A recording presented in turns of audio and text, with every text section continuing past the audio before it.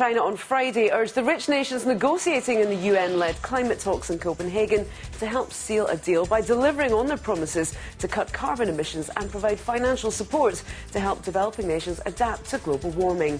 The call comes as ministers arrive for the higher segment of the talks that are tasked with achieving goals to avoid irreversible change in climate that scientists warn could be disastrous to the Earth. Developing nations are asking the rich nations to up their emissions reduction targets and financial pledges. The call for funding was partly answered earlier on Friday, with European Union leaders pledging $3.5 billion annually from 2010 to 2012 to help developing countries tackle global warming. China's exports fell 1.2% from a year earlier in November, the smallest decline this year, as recoveries in the US and other big markets helped revive demand. Imports into the world's third largest economy also rebounded strongly, rising 26.7% over the same month last year. The figures suggest the global recovery is gaining momentum as consumers in the US and other countries begin spending more after months of holding back. The meagre decline in November's exports compared with a 13.8% drop in October and even bigger declines in the previous months. And China's Consumer Price Index, a major measure estimating inflation, rose by 0.6% in November, the first year-on-year rise in consumer prices in 10 months, according to the National Bureau of Statistics.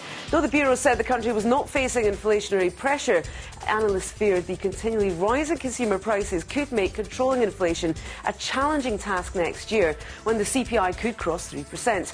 Bureau spokesman Shen Liayun said rising food prices and the energy price reform have contributed to the CPI rise. Police in China have detained 2 gold miners accused of causing serious damage to one of the oldest sections of the Great Wall. The Hohhot Kekhao mining company is suspected of destroying around 330 feet of the wall while prospecting for gold in Inner Mongolia to the northwest of Beijing. 2 of the company's project managers were detained earlier this week. They could face up to 10 years in prison depending on the degree of damage. The damaged section of the wall dates from the Qin dynasty. A high-speed train between the city of Wuhan in central China and Guangzhou City in the south has successfully completed its first trial run. It took the bullet train just 3 hours to cover the 670-mile route. Up till now, conventional trains have taken 10.5 hours to cover the same distance. An official with the Wuhan Railway Bureau put the total cost of the new line at around $17 billion. Trial operations of the railway are scheduled to start on December 20th. China plans to build 42 high-speed passenger rail lines with a total length of over 8,000 miles over the next 3 years. Taiwan's parliament changed laws on Friday to ban gratuitous images of sex and violence in the island's racy media, following a surge in parental complaints. Passage of a bill that outlaws explicit photos, television scenes and online graphics comes after officials issued 2 fines totaling more than $300,000 against the publisher of mainstream newspaper Apple Daily over its online imagery. Parental complaints to the Taiwan government had soared before the city of Taipei fined the newspaper's publisher. The paper had built a name on its real-life animation of grisly crimes and even a make-believe video of golf star Tiger Woods crashing a vehicle.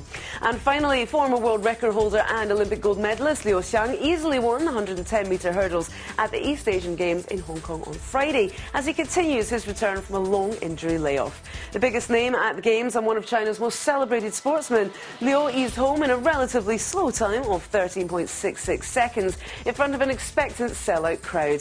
The winning time was far off Liu's personal best and former world record time of 12.88 and slower than the 13.15 he ran in September when he finished second to US rival Terence Trammell in his first race after surgery. Ji Wei, also of China, took a distant silver and South Korea's Pak Tae-yong was third. The world record is 12.87 seconds set by Cuban Dayron Robles in June last year. And that's the BON News headlines for now, but we'll be back with more news after this.